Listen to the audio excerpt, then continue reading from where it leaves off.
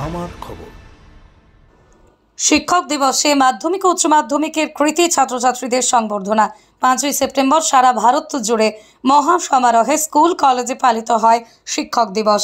1962 সাল থেকে প্রতি বছর ভারতের প্রাক্তন রাষ্ট্রপতি, উপরাষ্ট্রপতি, শিক্ষক, দার্শনিক ডক্টর সর্বপল্লী রাধাকৃষ্ণনের জন্মদিন 5ই সেপ্টেম্বর দিনটি ভারতে সাড়ম্বরে পালন হয়ে আসে শিক্ষক দিবস হিসেবে। ডক্টর সর্বপল্লী রাধাকৃষ্ণন 5ই সেপ্টেম্বর 1888 সালে তামিলনাড়ুর তিরুট্টান্নিতে এক দরিদ্র ব্রাহ্মণ পরিবারে জন্মগ্রহণ করেন।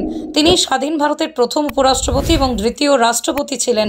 তাই তাঁর জন্মদিন উপলক্ষে ভারতবর্ষ জুড়ে পালন করা হয় শিক্ষক দিবস। ডক্টর সর্বপল্লী রাধাকৃষ্ণনের জন্মদিন উপলক্ষে এদিন বীরভূম জেলার বিভিন্ন প্রান্তে যথাযথ মর্যাদার সাথে উদযাপিত হয়। বোলপুর পৌরসভার উদ্যোগে শিক্ষক দিবসকে সামনে রেখে বেশ কিছু শিক্ষক ও কৃতী ছাত্রছাত্রীদের সংবর্ধনা অনুষ্ঠানের আয়োজন করা হয়। সংবর্ধনা সভায় উপস্থিত ছিলেন শিক্ষক গবেষক সিদ্ধেশ্বর মুখোপাধ্যায়, শিক্ষক সুপ্রিয় সাধু, শান্তি মহারাজ, শিক্ষক পঙ্কজ দত্ত, বোলপুর পৌরসভার পৌরপ্রধান পর্ণা ঘোষ সহ অন্যান্য বিশিষ্টজনেরা। মাঝে জাগ্রত যে ভালো, সেই তো তোমার ভালো। পথের ধুলায় বক্ষ পেতে রয়েছে যেই গেহ, সেই তো তোমার গেহ।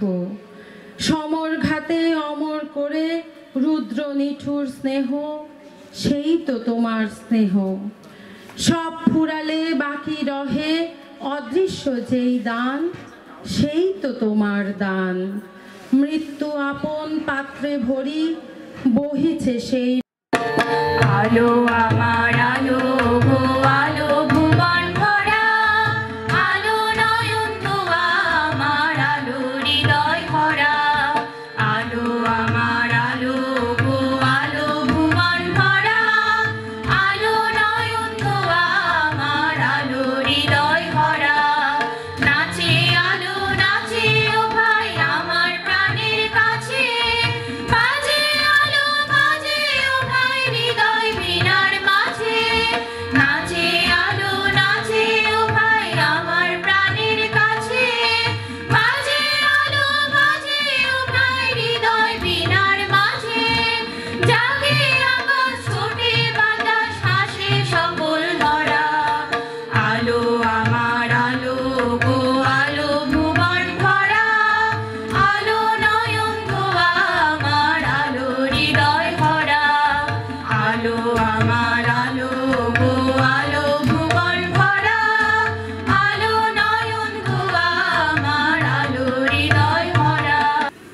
ঊনবিংশ শতক বা অষ্টাদশ শতক আমাদের জীবনে বিরাট অন্ধকারাচ্ছন্ন একটি অধ্যায়।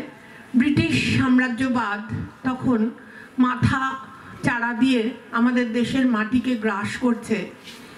সমস্ত দেশ পরাধীন হয়ে আছে এবং তারপর যখন রাধাকৃষ্ণন সেই পটভূমিতে এই ব্রিটিশ সাম্রাজ্যবাদের কে বা যে বিদেশি শাসন, বিদেশি শোষণ এবং তার সঙ্গে সঙ্গে আমাদের দেশীয় সংস্কৃতি, দেশীয় যে ঐতিহ্য, সেটি যখন ওই বিদেশিদের সামনে লাঞ্ছিত হচ্ছে, উপেক্ষিত হচ্ছে, তখন রাধাকৃষ্ণন কিভাবে তুলে ধরেছিলেন সেটা ভাবলে সত্যি আজও পর্যন্ত গায়ে শিহরণ জাগে, মানে কাঁটা দেয় আমাদের।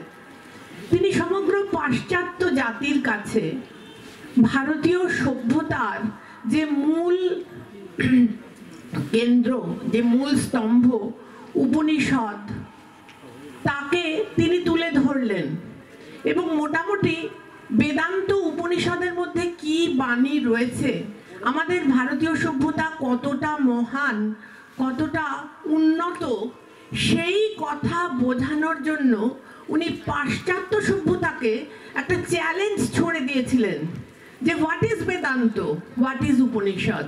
দেখুন আপনারা সারা জীবন ভারতবর্ষকে শোষণ করছেন, সারাক্ষণ পাশ্চাত্য জাতি তারা ভারতীয় সভ্যতাকে ধ্বংস করছেন, কিন্তু এই ভারতীয় সভ্যতা কত উন্নত, কতটা মহান, সেইটা তিনি পাশ্চাত্য জাতির কাছে তুলে ধরেছিলেন তার এই কাজের মধ্যে দিয়ে।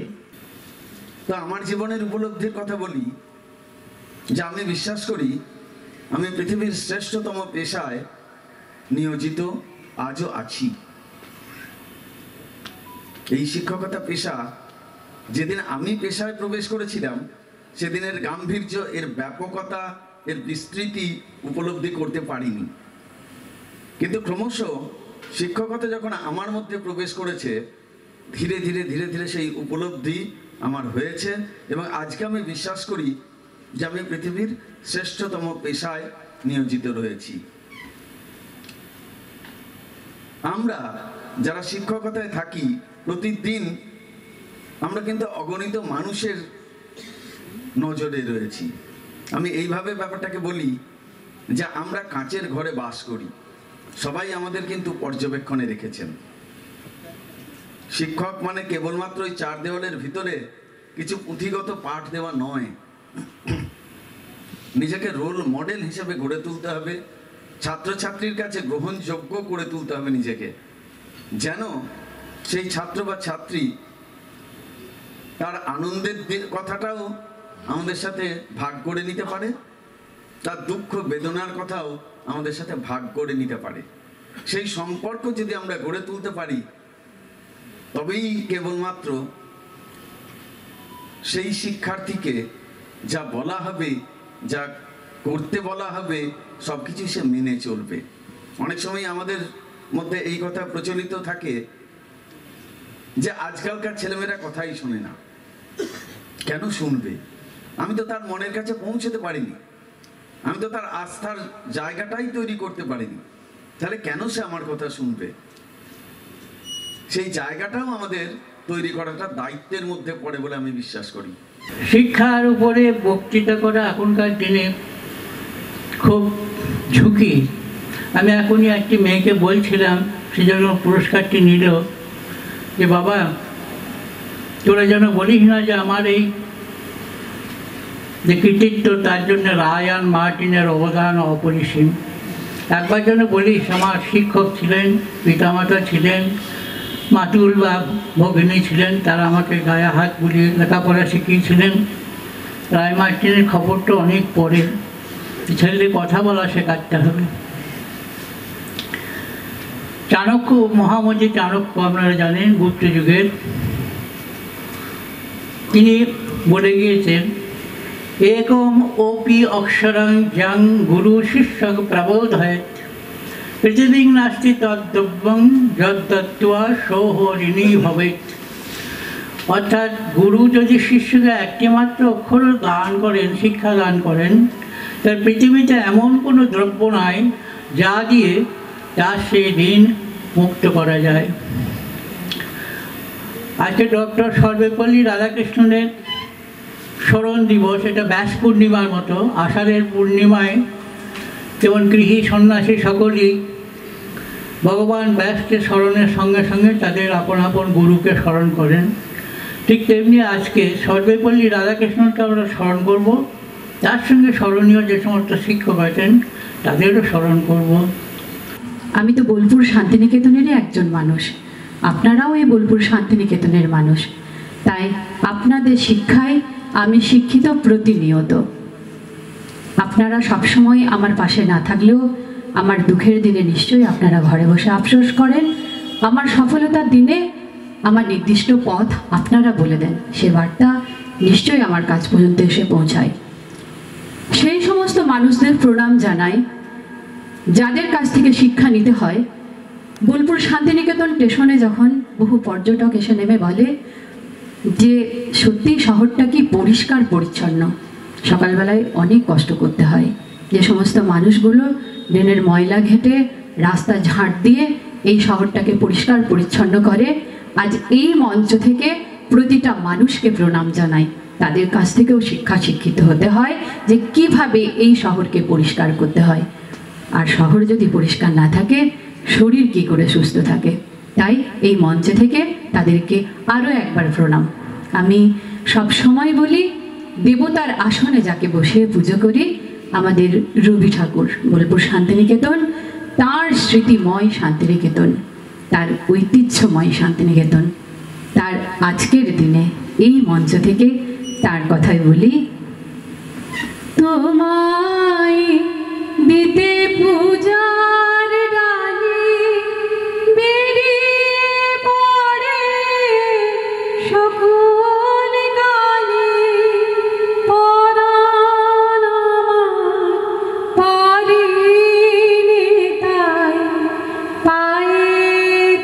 দিতে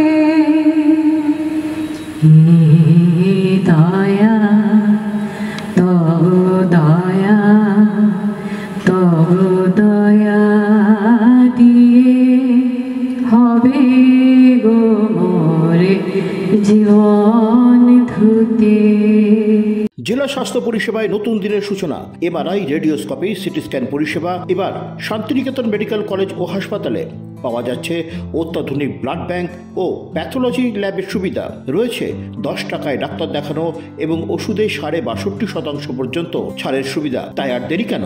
আজই আপনার প্রিয়জনের চিকিৎসার জন্য আসুন আন্তর্জাতিক পরিকাঠামো আর অত্যাধুনিক প্রযুক্তি নিয়ে গড়ে ওঠা শান্তিনিকেতন মেডিকেল কলেজ ও হাসপাতালে। দেখতে চোখ রাখুন আমাদের ফেসবুক ও ইউটিউব চ্যানেলে।